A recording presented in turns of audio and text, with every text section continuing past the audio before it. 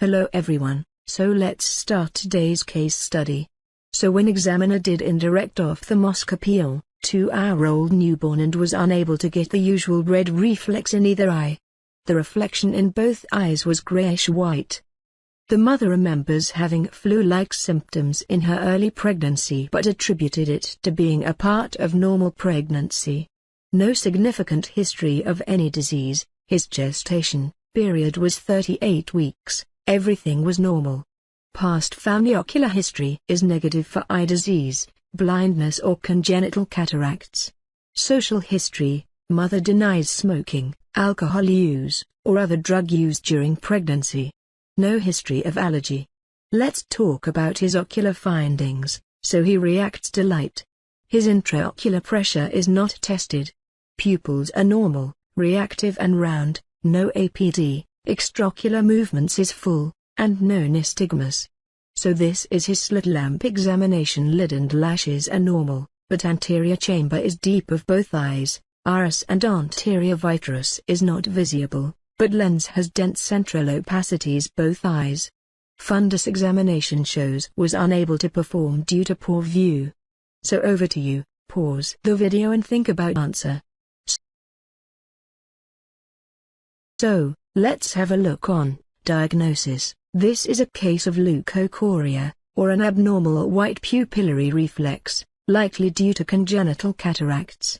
Congenital cataracts can form due to intrauterine infections, metabolic disorders, a malignancy, or a genetic defect.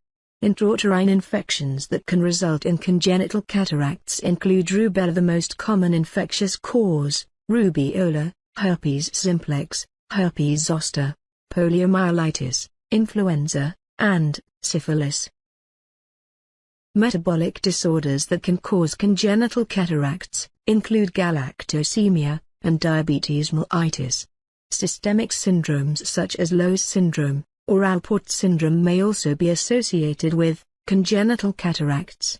The differential of leukocoria, or a white light reflex, must also include retinoblastoma, the most prominent intraocular malignancy in children. Examination in such cases is really crucial. A complete medical history including maternal illness, or drug use during pregnancy, is very important.